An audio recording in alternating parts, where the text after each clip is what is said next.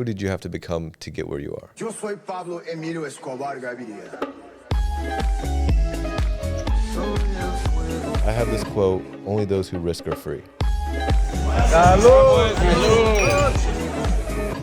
I was like, why the hell would Lucifer tell me that?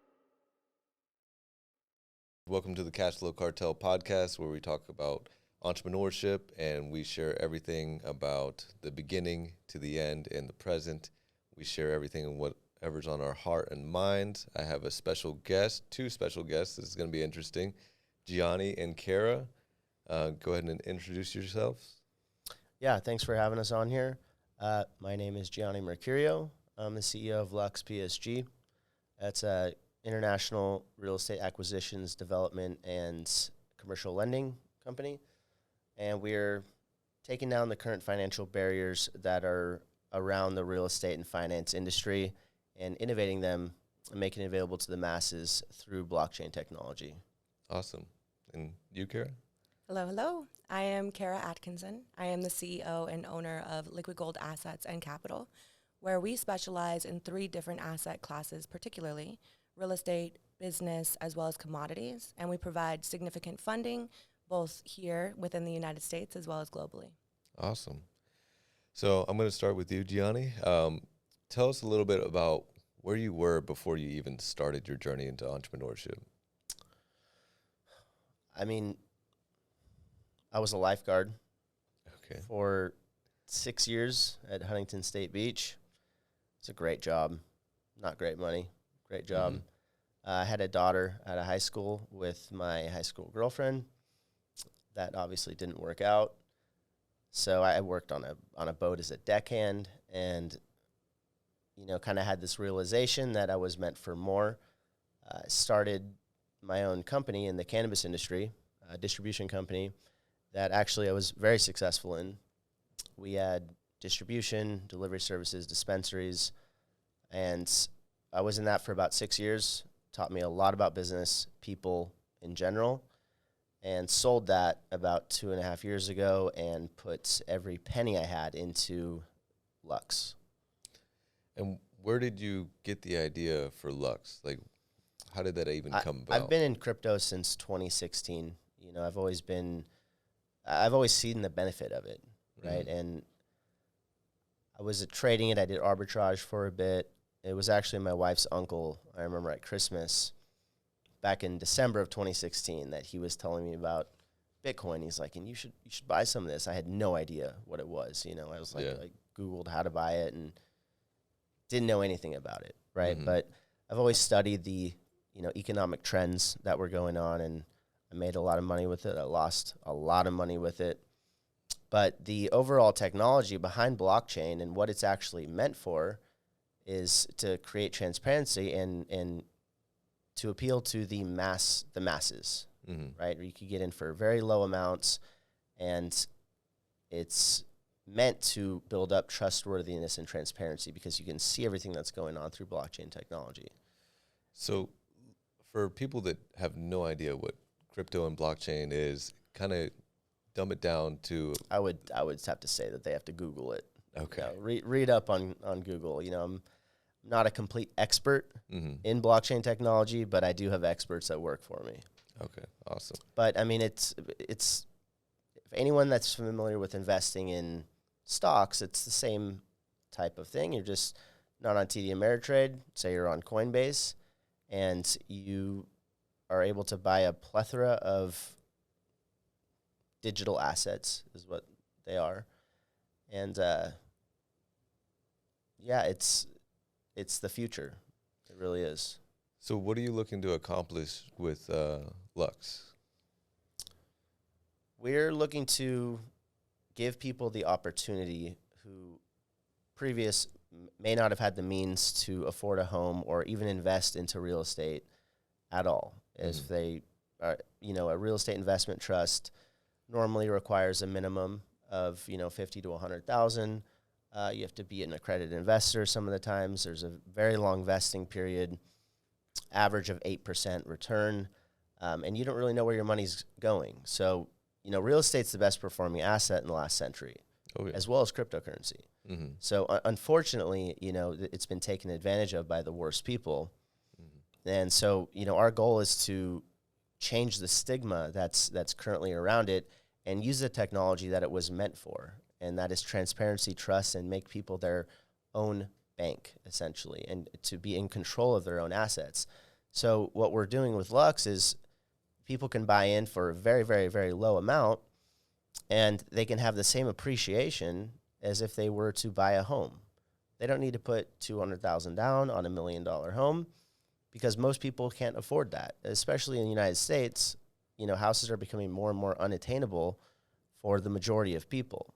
And so, real estate investing is slowly becoming something that only the wealthy are able to do, and especially when it comes to development, right? It's very out of reach for most people. And then the liquidity on top of it, that's another very big perk. So if you buy a home and over 10 years, say it appreciates 30% and you want to sell it, you have to go through a closing. The quickest it could close is 30 days with a cash offer. But if you, say, invested into Lux and it had the same appreciation, but it's also diversified through all sectors of real estate, you can liquidate it immediately by trading it. So it's appealing to the masses, and our goal is to help people build up generational wealth from the best performing asset in the last century that previously they wouldn't have had the opportunity to. Awesome. Yeah. And then how did you get in contact with Kara? How did you guys meet? So we have a mutual friend, Wolf, who was actually on the podcast yesterday. Yeah. He connected us. She's in a very similar industry, and, connect with like-minded individuals. Yeah, that's what it's all about. That's Yep. how you, your network or net worth. Yeah, network is your net worth. Net worth is your net worth. Yeah. Right. So, Kara, I want to go into your story. So where were you before you even became an entrepreneur, and who did you have to become to get where you are? That's a really good question. I actually, once upon a time, thought I was going to be a business lawyer. And I was in school pursuing that dream and career. And I ended up getting an incredibly massive speeding ticket because I personally thought I was fast and furious. And I decided to race a cop. I didn't know he was a cop, okay? Totally on him. And he was only mad because I won. It's completely fine. And what ended up happening was I was dropped from my insurance. And as a result of that, I started seeking alternative quotes and the direction that could potentially, help me keep my car and continue going to school. And ultimately what happened is I found an insurance agent. At that point in time, I knew nothing about that. I went in to sign my policy coverage, and they offered me an opportunity. At that point in time, I had no idea what that even meant or what direction that would take me in.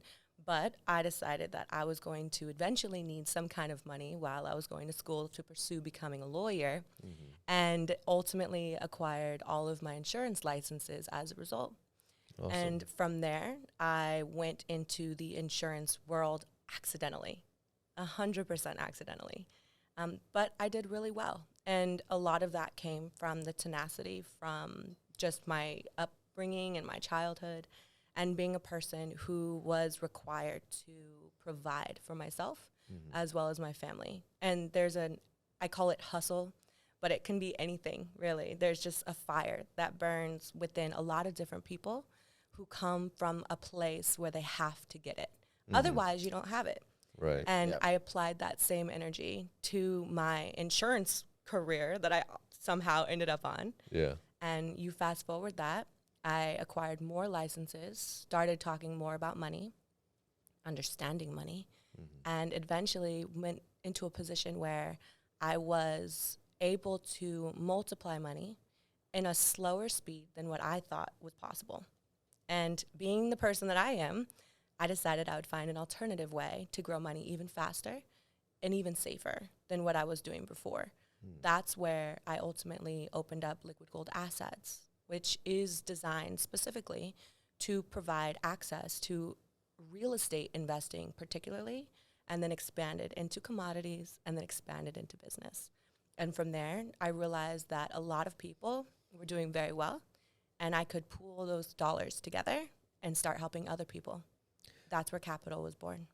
So how was your experience starting Liquid Gold Assets? Was it a smooth ride up, or was it a little rocky cutscene, and then, you know, you pushed through and then you got to where you wanted to be?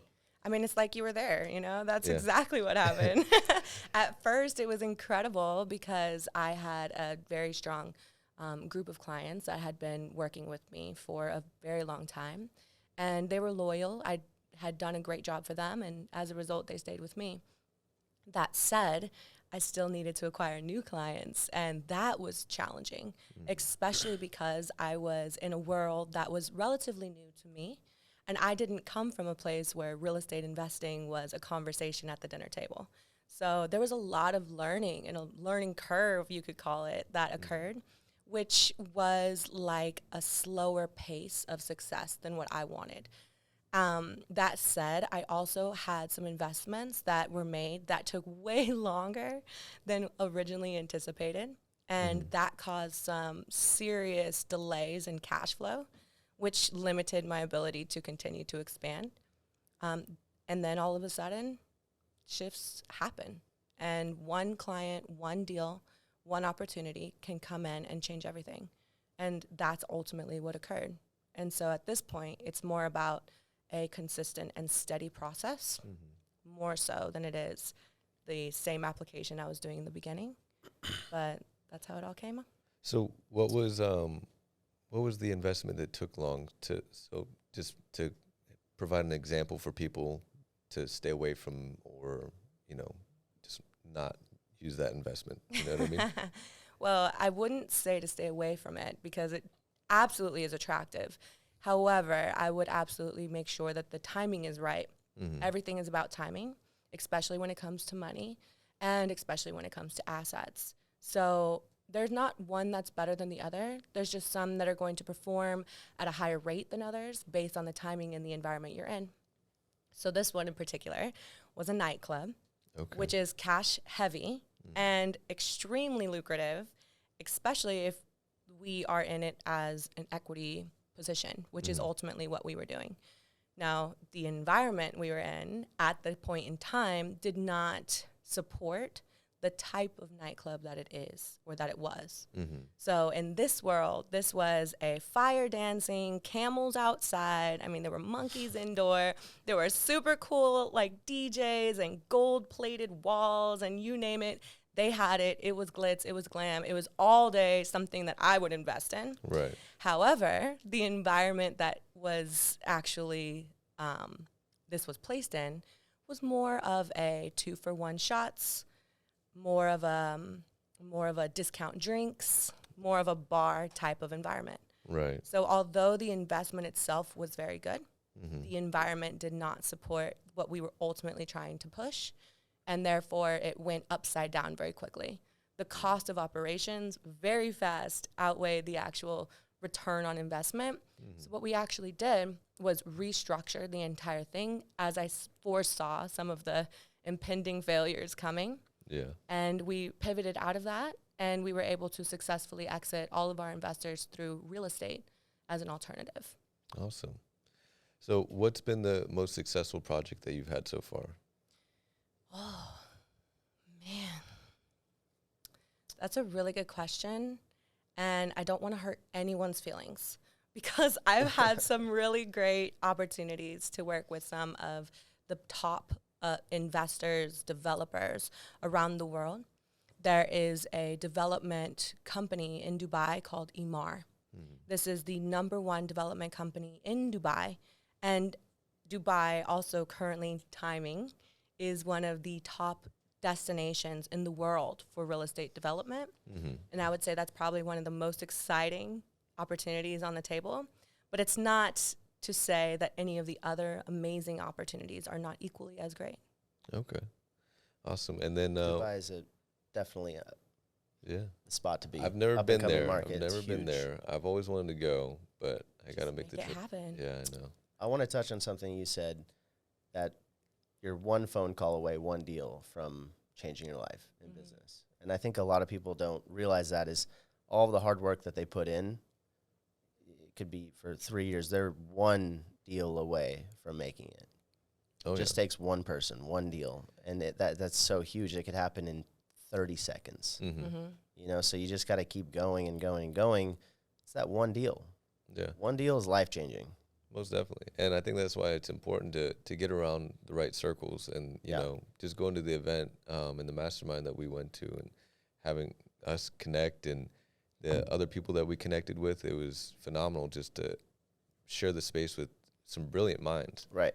Yeah. And just building those relationships, providing value to each other, and then growing together. And I feel like everyone, you know, has the same mindset. Like maybe a few things a little different with the way that we're wired, but getting into those circles is just going to allow you to grow. And you always want to be the, you know, the dumbest one in the room. You know what I mean? So just always getting into those higher level. Yeah, I mean, your circles. network is huge, you know, and it's hard to find like-minded individuals like that. So many people that start their own companies end up losing a lot of their friends and family because they, you know, exceed their limitations, and people either are intimidated by that or they get jealous. It could be a factor of many different things, but ultimately, I mean, that's why they say it, you know, it's not lonely at the top, but you just connect with different people. It might be lonely for some because some of their childhood friends and cousins, and it could be even very immediate family that they lose because of what they're doing. It's sad because, you know, a lot of those people are just very comfortable with where they're at. And then getting around, you know, other entrepreneurs, it keeps you hungry because you see what they've achieved and their goals and their vision. And I tell my clients and mentees, like, you know, establish the vision first. And even though there's no end zone, you'll just continuously get better. Just have a vision so strong that's going to pull you through all your darkest days. Right. It's just imperative to do that, because without that, you're not going to have the same drive, and you're going to kind of get complacent. And no, it's the discipline that gets you to the next level, because motivation fades. You know, there's days that you wake up and you don't want to do what you have to do, but it's the discipline that keeps you going, and just one daily goal at a time. Try to do a little bit better every single day. When you first start your business or whatever you might be doing, it is exciting. You know, you visualize taking care of your family, everything that's going to come about of it, and then you start to realize, all right, this is actually a lot of work, everything I need to do, and it's going to take a long time. You know, Rome wasn't built in a day. Yeah. And I need to get the right team. There's so many different things that go into it. So it's the discipline of making sure that you have that mindset. No matter what curveball is thrown at me, I'm going to continue. If I don't feel like doing this in the morning, I'm still going to do it.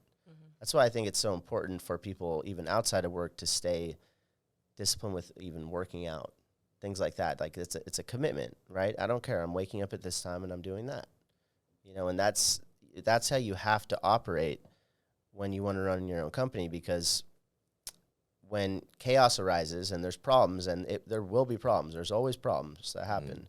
Everyone's going to look to you, and you need to be prepared for every situation. Oh, yeah. You know, being the leader, you need to be able to operate in chaos, right? That's the most important thing, because everybody is great when everything's going great. You know, it's when shit hits the fan, what do you do?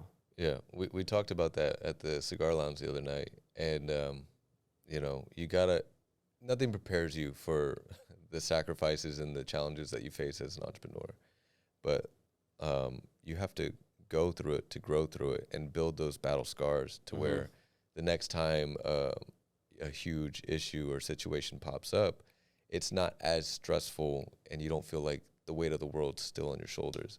Right. I remember the first time that I faced a situation like that. It was, you know, earlier this year, the beginning of this year, I had started a trucking company, and my whole goal was to retire my family, have that income from that business, retire, you know, my family, pay off their house, stuff like that. And I went into business with a horrible partner.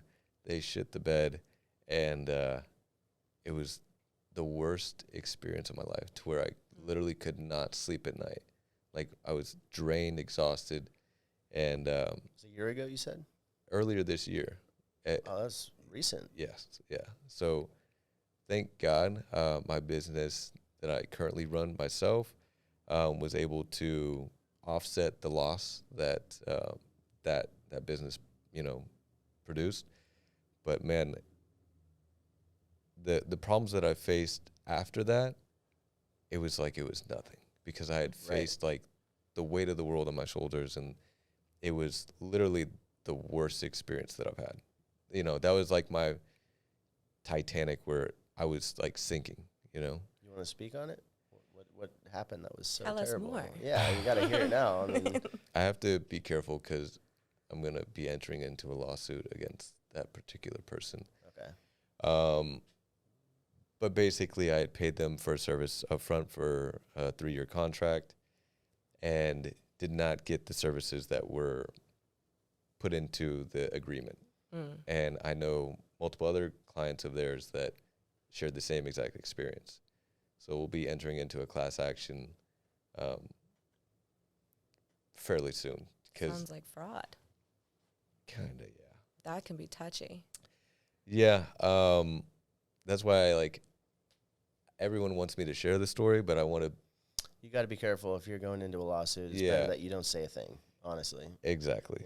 So, yeah, even Sebastian wanted me to speak on it, and I was like, I don't really want to talk about Yeah, just don't. You can talk about your experience on a personal basis without adding any of the details of the business itself. Yeah. So, for example, I had an experience one time that was similar, and it was a defeating and infuriating feeling. I felt as if I should have known better. How did I let this slip by? Is it me? Did I make these mistakes in allowing this individual to facilitate themselves within my organization? And I went through an experience of really having to forgive myself for that process because it was expensive. It cost other people money, and my reputation matters to me. And so when I bring someone into my circle, or if I allow myself to do business with somebody else, that matters, and there is a ripple effect that comes as a result of that. And my personal experience of that gave me the ability now to have a much better discernment, to absolutely trust my intuition, because I bet there was a point in time that your little intuition started talking. Listen to those voices, right? Yes, you have to listen. And as entrepreneurs, we deny ourselves that gift because we want so bad for our vision of our future to be real. Yes. Yeah. So if you want to talk a little bit about that, I think this would be a great opportunity. Yeah. So there was a point to where it hit like a brick wall in the business, to where it was either I dump more money in and hope for the best, or I just cut everything and cut my losses. At that point, I was like, you know what? I know the industry's rough right now all across the board, because I have a friend that's a truck driver, and he's telling me the same thing. But it was also the type of service that they provided. It was just not I was waiting 4 to 6 weeks for a new driver. They said that they were going to find a new driver ASAP. They had a driver acquisition company, everything like that. It was just, and then the repairs. I had repairs on repairs, $10,000 here, $6,000 here. It adds up very quickly. Yeah.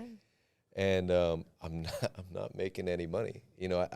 I was making some, but then it quickly went out.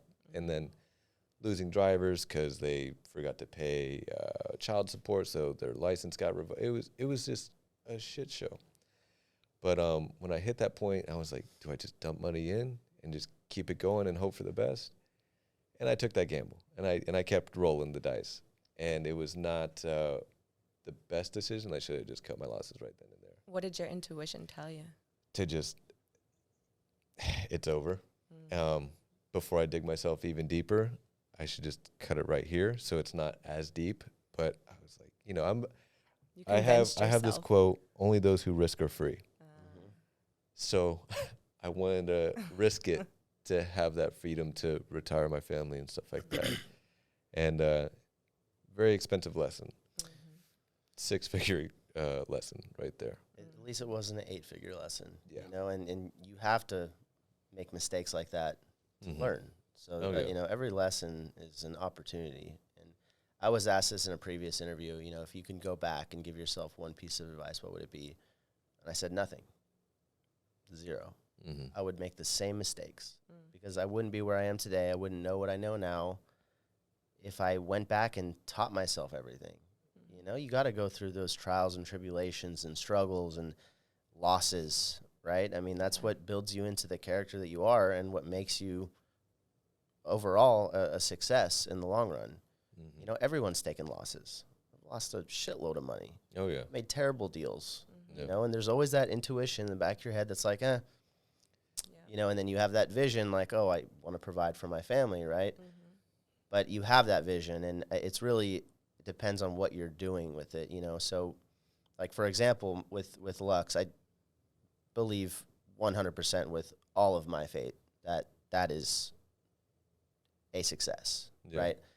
There's no voice in the back of my head that says anything different than that. So I am willing to put in absolutely everything I have, and I did, Mhm.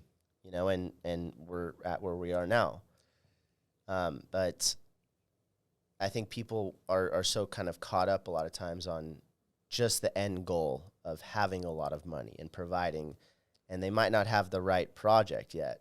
And they do take that giant leap of faith and risk, and that's where the losses come in. It's not that they did anything wrong. It just was maybe the wrong industry or the wrong project. Yeah. You know what I mean? But at some point you will get the right one, and you have that mindset to achieve it. So it's just a waiting game on it. You know, it'll come. Yeah. The I right mean, thing will come. people wanting to get into entrepreneurship, they all see like the flashy end goal, but no one sees the sacrifices and the failures that people had to go through. Every successful entrepreneur that I've met has gone 6 figures into debt, massive losses, but they pulled themselves out of it. Right. That's the difference. And that just comes down to being tenacious and ambitious and not settling for anything less than greatness, you know? Yep.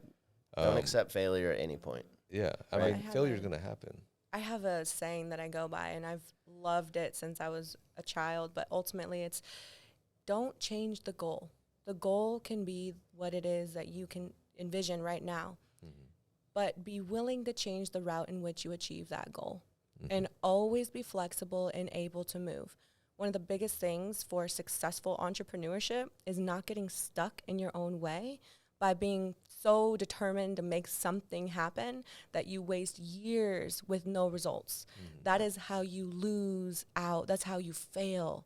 It's all about pivoting, shifting and moving. If this doesn't work, move and move quick and recognize it right away. Success, low speed. Be like water. Yeah. Right? Yeah. Yeah. And to both of your point, I think that failure is a ingredient that is required in order to hit pinnacles of success. In fact, when I look at a asset for possible funding or financing or funding, we will not provide money for anyone's first time.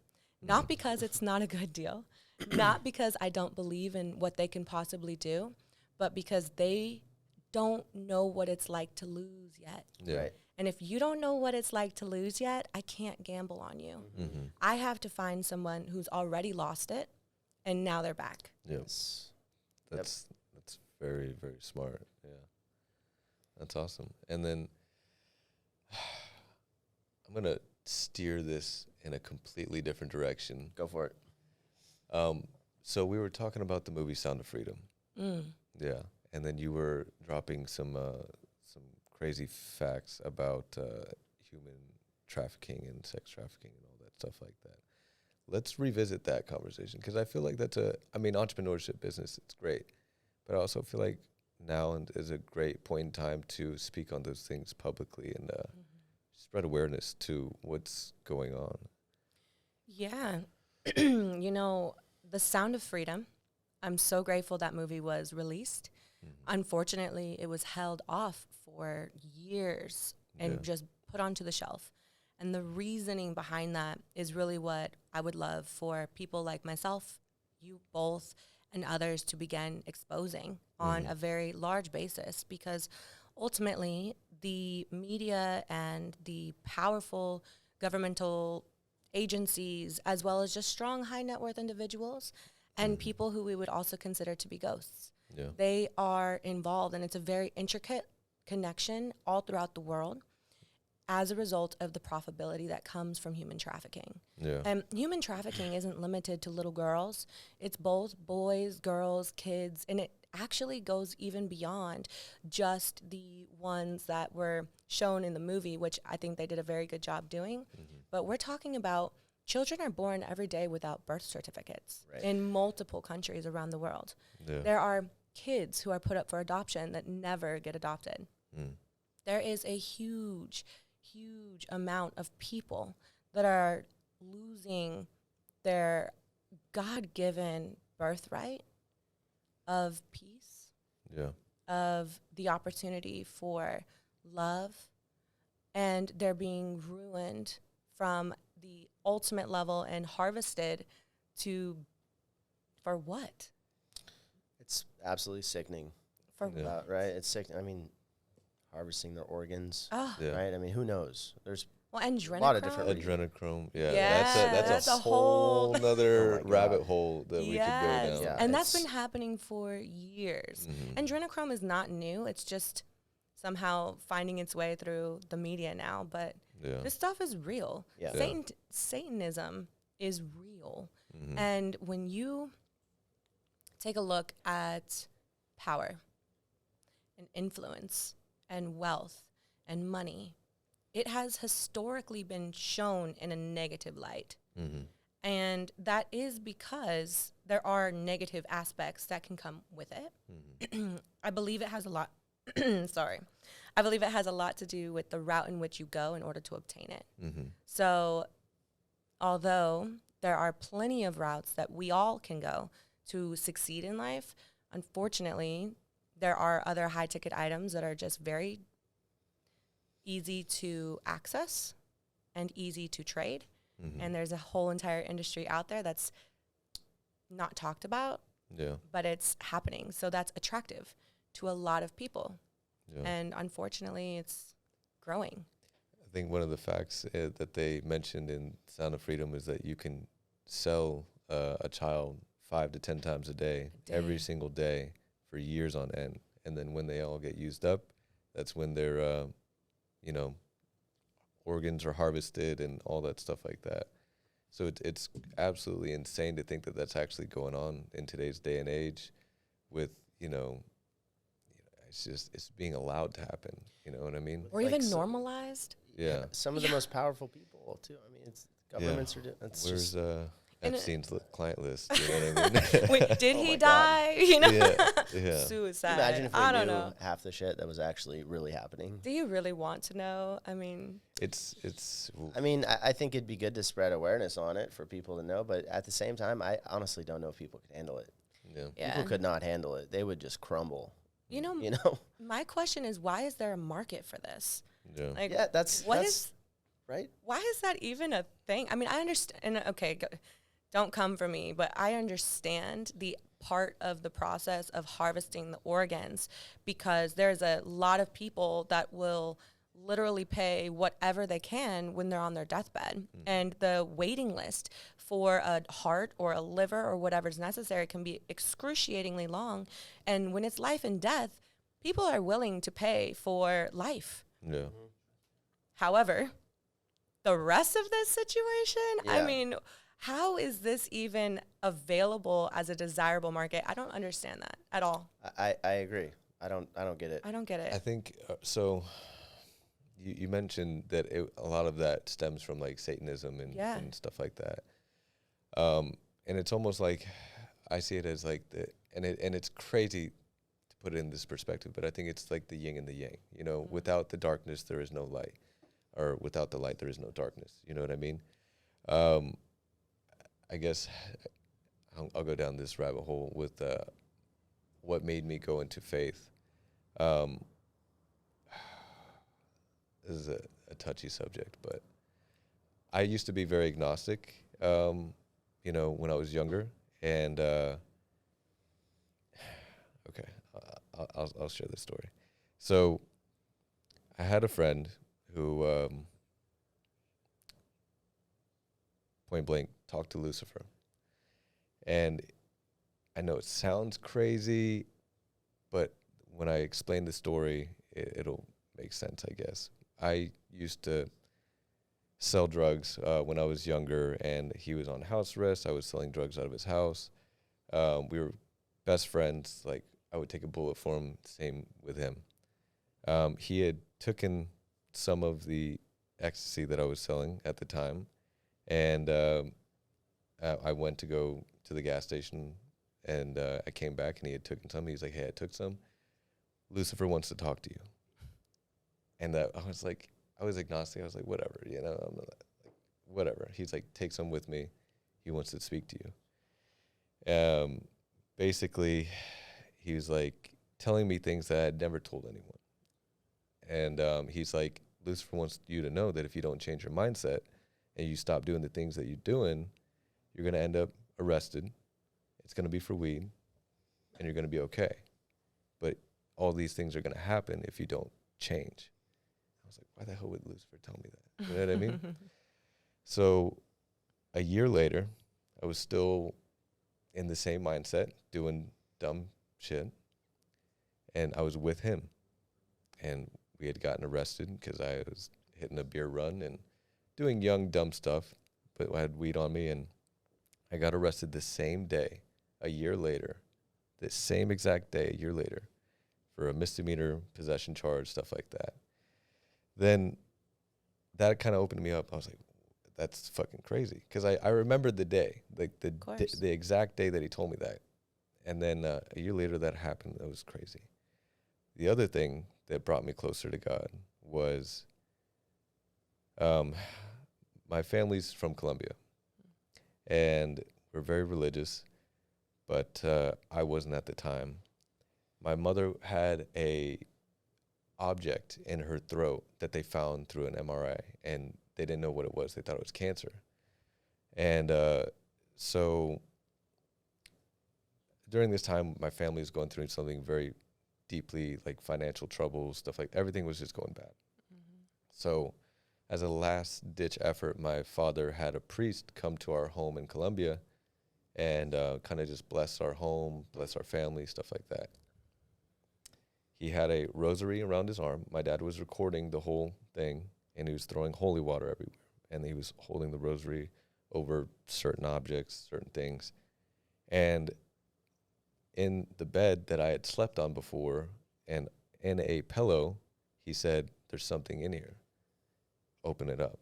So they, on camera, my dad still has the SD card. He opened up the pillow, started digging in and looking for something. What I'm about to tell you. The priest said that? Yeah. He said open up the pillow? He could feel it with the rosary. Because it like heated up his arm. Wow. What they found